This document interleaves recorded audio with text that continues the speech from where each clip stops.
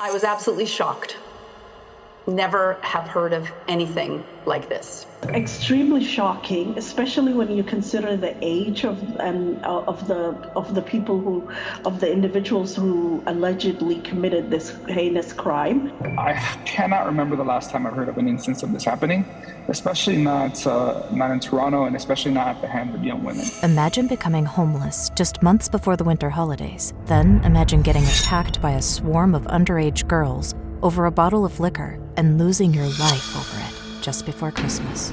This is what happened to 59-year-old Ken Lee in December 2022 in Toronto.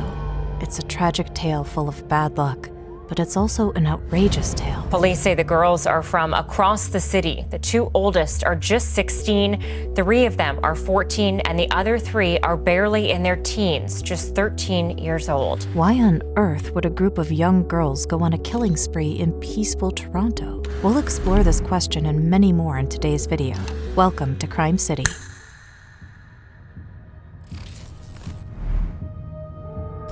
Today's story begins in one of the busiest places in Toronto, Canada. In the very early hours of December 18th, 2022, a group of people wanted help from the police around Union Station on University Avenue.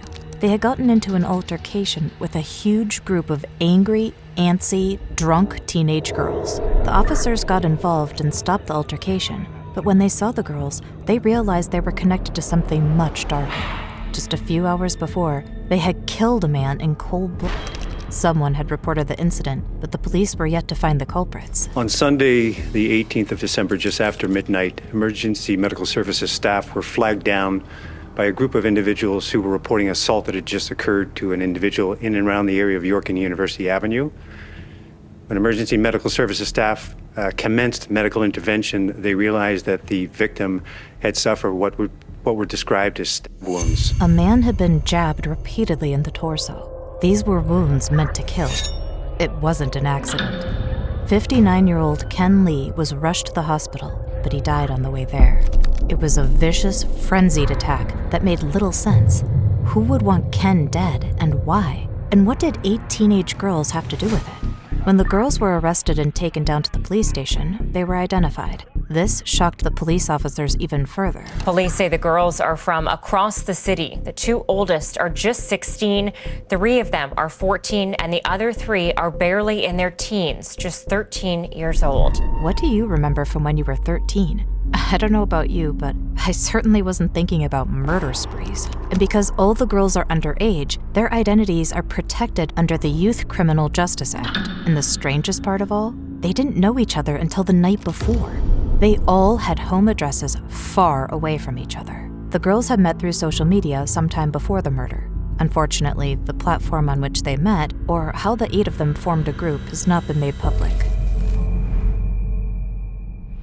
The first time the 8 girls met in person was on December 17th at around 10:30 p.m. By the time they committed a murder, they had already been involved in a violent incident. This same group of 8 young women were involved in an altercation earlier before becoming involved in this altercation. Involved is a light word, really. They caused altercations left and right, before and after killing Ken Lee. It was almost like murdering an innocent person didn't faze them at all.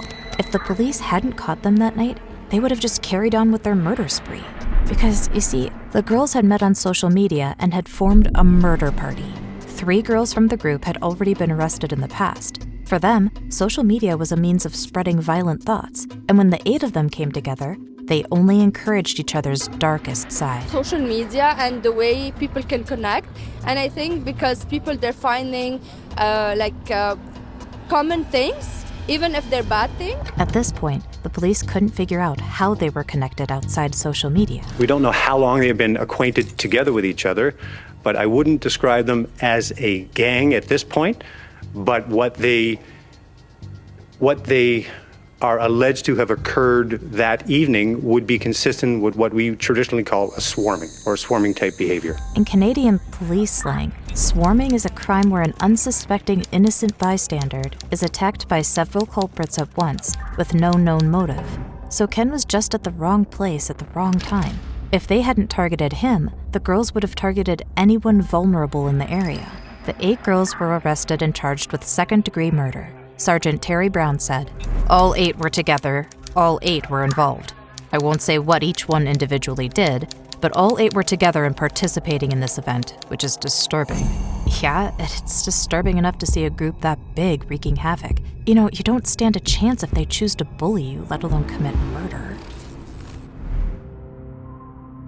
Initially, Ken Lee was not identified publicly. I cannot release his name at this point because we are still taking steps to notify members of his next of kin, but we will be releasing it at some time in the future. But when his name was released, a truly heartbreaking story emerged. Ken had moved to Toronto to make a better living, but back home, also in Canada, he had a loving family, including his parents, a brother, and nephews that he loved deeply. However, 2022 wasn't that kind to Ken. The 59-year-old victim is currently living in the shelter system, but had only been recently moving into the shelter system, so late fall he'd gotten there. He does have a very supportive family in the area. Ken just wanted to fix his issues on his own. After his sudden death, his family started a GoFundMe page. There they wrote, "We ensured that he knew we were always here for him and we were waiting for him to return home. He wanted to resolve his issues independently and we understood and respected his wishes."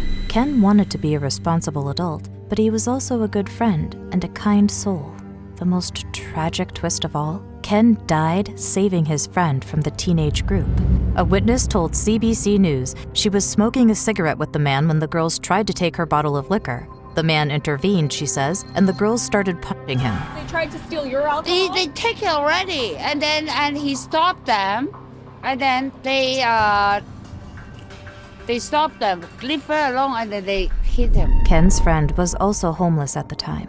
Imagine how much that bottle was worth to her. The teenage girls were stealing from homeless people and beating them up if they resisted. And when Ken stepped up to defend his friend, he paid the worst price of all. All bleeding. Ken's friend watched him die helplessly at the hands of 8 evil girls. They were hyped up by the killing. They wanted to kill some more. Just hours later, they were caught starting a fight with someone else. Luckily, they were arrested, but Ken's memory casts a dark shadow. You might be thinking, all right, case closed, the girls will be in prison for a long time. But it's rarely that simple when it comes to juvenile offenders, even when it comes to murder. For starters, at the very end of 2022, one of the 8 girls had her hearing, and she was released on bail. The other 7 are awaiting their hearing dates, with most of them being scheduled for January and February 2023. Why would only one be granted bail, in your opinion? We don't know which one of the 8 was granted bail. That's an important point to know, and we can't lump all the 8 together in terms of the specificity of what each one is probably alleged to have done. In other words, some may not be as responsible as the others, even though all were charged with second-degree murder. But people weren't happy that someone charged with murder, no matter their age, would get sent home and even allowed to use the internet for school. He is probably going to make some people angry. That's okay. But the bail system today worked as it did.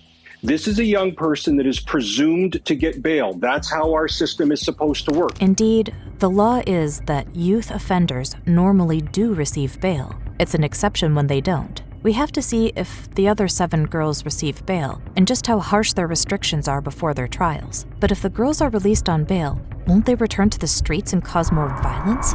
The homeless community above anyone else wants them to stay behind bars. Gru, an advocate for the unhoused, made a very sad comment. Most unhoused people will tell you personal stories of being chased by people who are looking to beat them up. We all know someone who died. We all know someone who was attacked. Homeless people are the most vulnerable ones, so they're easy to attack. But it takes a special kind of human being to attack someone who has already lost everything. The fact that girls that young could think of doing such a thing is pretty worrying. I was absolutely shocked. Never have heard of anything like this.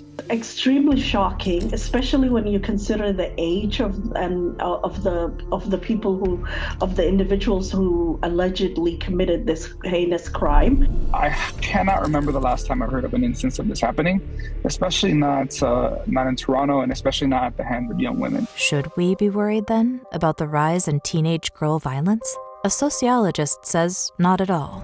Girls commit half the amount of crimes that boys have committed, and there's just been a 20-year decline in youth crime. girls are more often likely to be the victims of violent crime than they are likely to be perpetrators of violent crime. 8 teenage girls met online and decided to go out and carry out a murderous rampage. Killing Ken did not shock them. They didn't stop, call the police, or run home. They continued spreading violence. Thankfully, they were caught precisely because of this. But what does the future hold for these 8 girls? What sort of sentences will they get? And will they be out and about until their trials? Thanks for watching. Let us know your thoughts in the comments section, and before you go, don't forget to like and subscribe.